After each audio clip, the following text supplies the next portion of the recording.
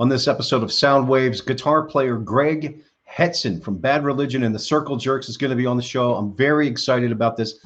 They actually have a gig in Mallorca this month, December 2020, which is amazing, and it's in conjunction with the documentary you got to hear about, so stay tuned.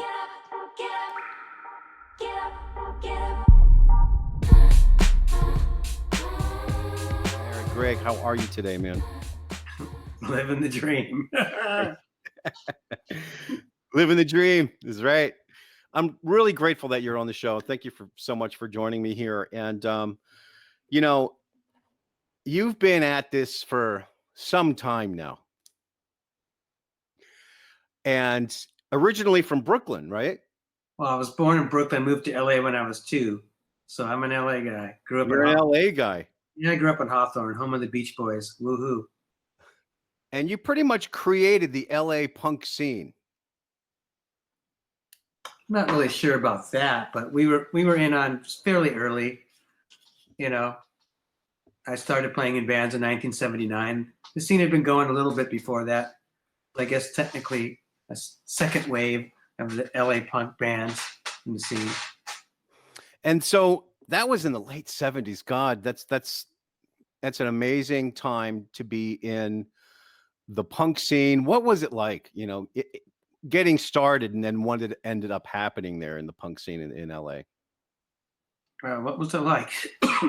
Well, you never knew what was going to happen because a lot of the shows were, there weren't permits at the halls or the clubs, and it was like BYOB. You never knew when the police would come in, break it up, and beat people up with their batons. So it was a pretty interesting time. A lot of fun, a lot of danger. But that was kind of the fun of it. It was more of and it was harder to find the music at record stores. Only a few record stores sold punk rock. So you had to go out of your way to know what was going on. Pretty underground scene then, huh? Yeah. Like literally the first punk shows were in a club that was underneath the Pussycat Theater on Hollywood Boulevard called The Mask. So that was pretty much the first punk club in LA. Was really underground in a basement. When did Al's Bar come online? You remember that place? I guess that would be, I don't remember. Probably early 80s, or it might have started 79-ish. I can't remember. I was just curious. I used to live right across the street from there years ago. And, I'm from the East Coast and started out listening to 45 Gray and DRI and some other stuff, you guys, and first band I was ever in was in a punk band. And that was in the 80s, early 80s. I learned so much about you. I thought you were just kind of a classical dude. I didn't know you had some front credibility. I like you even more now. Oh yeah, you should. Started out with some street cred. Yeah. But punk was a little different back then. On the East Coast, and what did you see the difference being between West Coast punk, say, and East Coast punk, or it was just all punk? It was all punk. I mean, I think the earlier, CBGB's New York punk was more similar to the LA punk that was going on around the same time, or shortly thereafter the New York scene developed. And then it seemed like when bands like the Circle Jerks came about, Black Flag and like The Shirt. But we kind of took it up to another level, a little more aggressive. And then the New York hardcore kind of blended a lot of heavy metal-esque riffs versus the pop-oriented stuff on the West Coast. So let's go back a second. You moved to LA at 2. Mm-hmm. And how did you get started? How did you get a guitar in your hands? Why punk? Well, my dad had an acoustic guitar. He never really learned how to use it. At some point, my parents thought I should learn an instrument to be a well-rounded individual in this world. And my dad was a big, music, kind of a vinyl collector junkie. He was more into folk music, a lot of the protest music of the 60s. Not really a hippie, but kind of, sympathized with that way of thinking. But I would listen to pop top 40 radio on the AM dial on the way to school, and I heard a Creedence riff from the song "Up Around the Bend," and I said, "I like that sound. What is that?" And it's like, "That's a guitar." And I'm like, "Okay, I'm going to play that instrument." So I was probably 10 or 11, and I didn't stick with it very, very long. Took a few lessons, kind of put the guitar under the bed until I was maybe 15 or 16 when all my other friends at school started learning guitars, and took a few more lessons then, and it kind of just stuck with me in high school. Off and running, I guess. So you were sort of destined. I mean, you picked up a guitar, and then did you meet these guys in school, and the band got created, and it was just off and running from there? Or did you ever have rock and roll dreams? Did you have that moment with the guitar where, hey, that would be that kind of thing? You know what I mean? Yeah, I always thought it would be cool to be up on stage and to the screaming audience, but I wasn't disciplined enough to be a shredder, and that's when Eddie Van Halen was like all the rage, and I was like, I'm never going to be that dude. And then I heard punk rock, and like, okay, this is more my speed. It's very aggressive, very loud, and a little simpler. I felt confident in that. But my senior year of high school, I was in Photoshop class, and met some kid who had a punk rock flyer on his notebook, and I asked him if he liked punk, and he kind of looked at me like, is this guy going to give me shit? But I'm like, no, I like it too. It's cool. So we ended up starting a band together, and my first band was Red Cross, and that was like in, early 1978, I guess. No, not 79. And, I was one of the older members of the band at 17. I think our drummer was 18 at the time, but our bass player was 12. His brother was a bass player, and we just started, going to local gigs and asking people to open up for them, and kind of Black Flag took us under their wing, and that's how I met Keith, and that's how I eventually ended up in the Circle Jerks.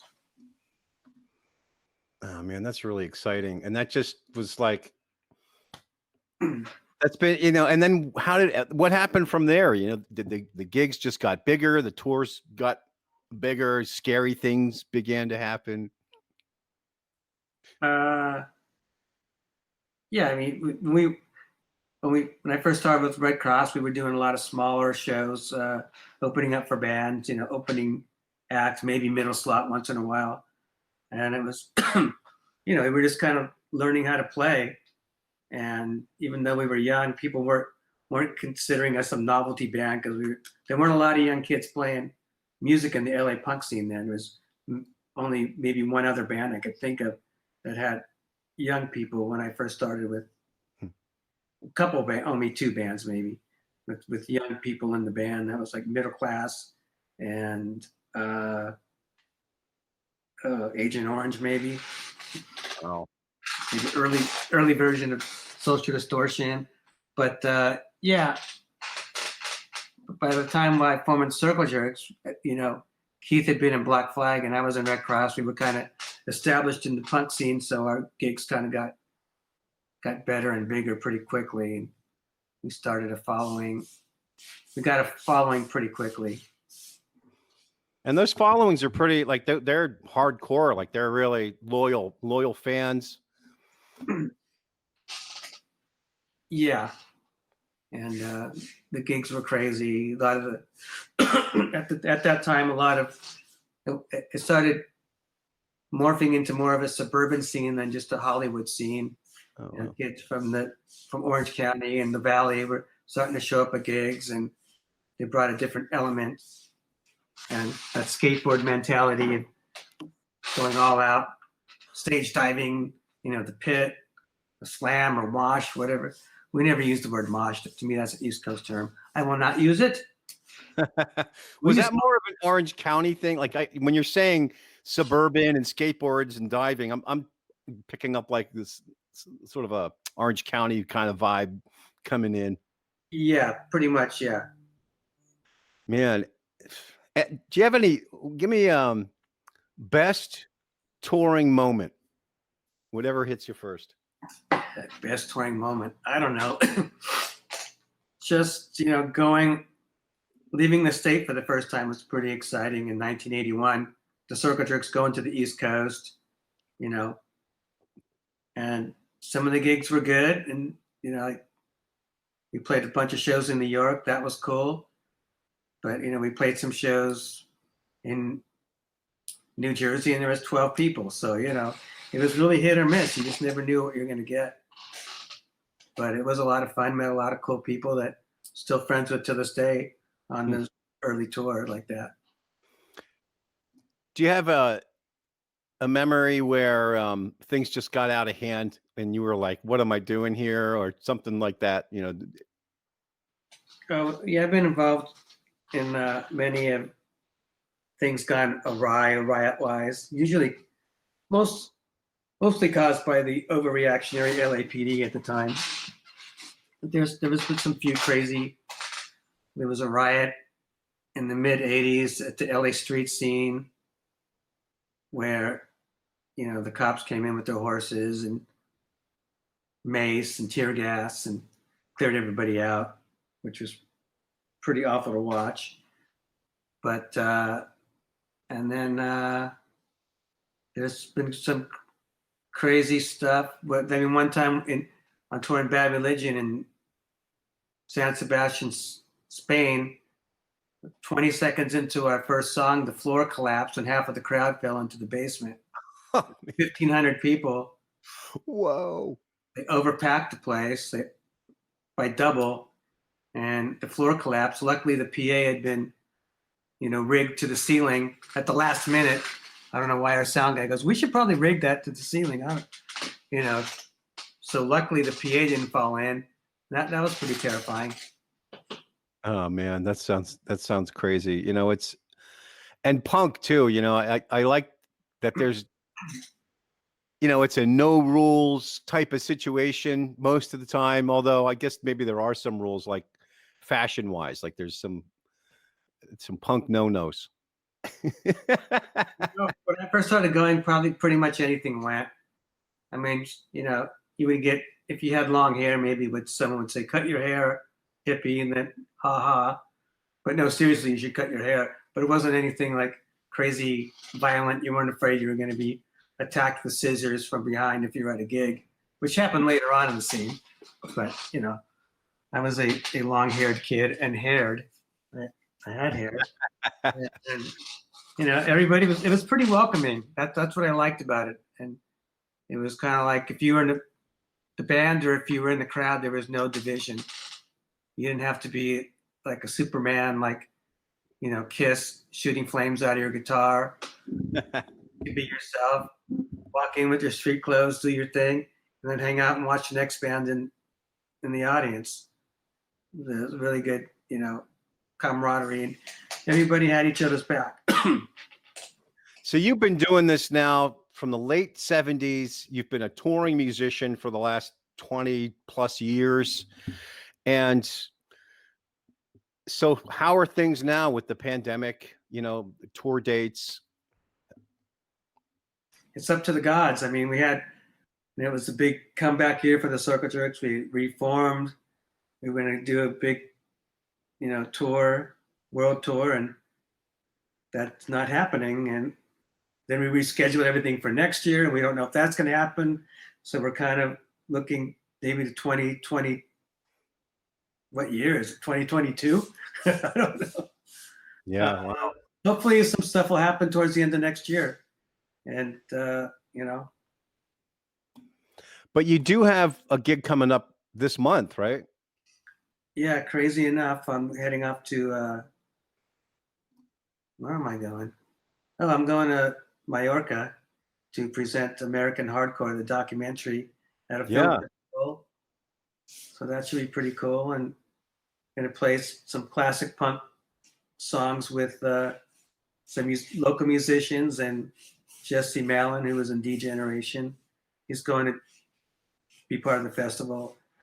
And we're just going to put together a little punk cover band and You know, it's going to be a smaller, socially distanced event, but it should still be fun.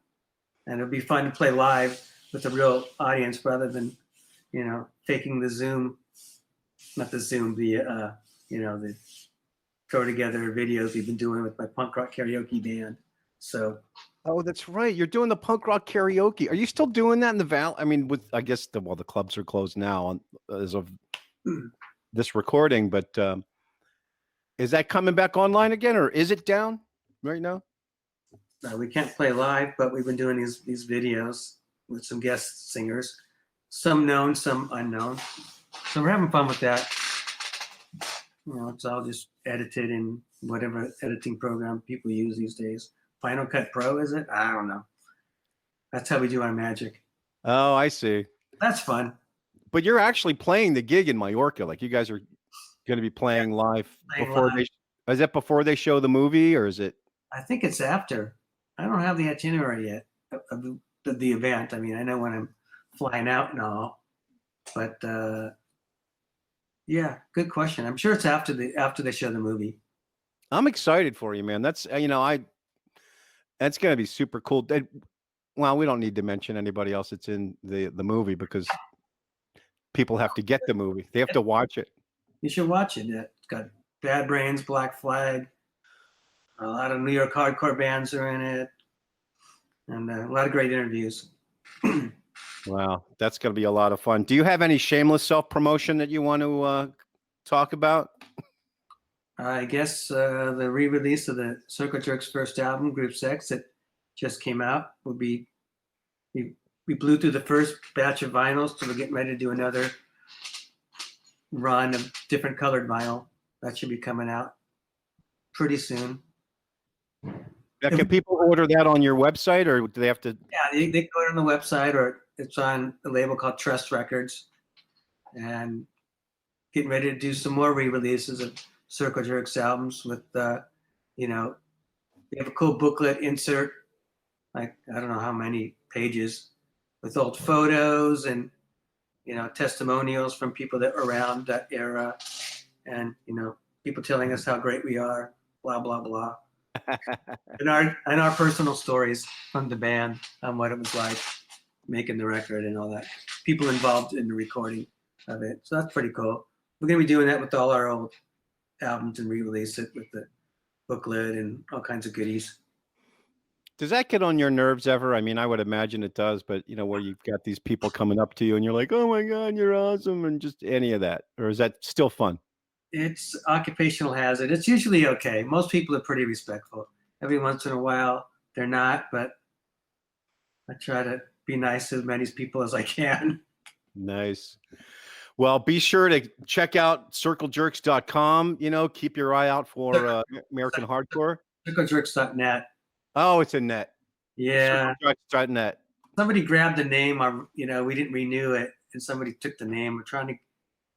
Took .com. We're trying to get it back, but you know, we'll see. We got .net. There we go. Thanks. There it is. We got the net. We got good people here in the studio.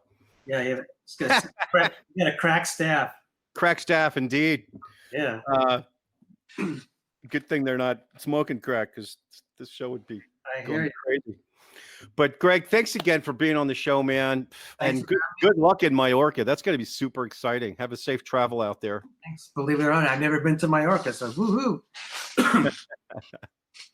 All right. Thanks a lot, Greg. Greg, thanks again for being on the show. I really appreciate it. Be safe in Mallorca. That's going to be a phenomenal gig in Spain.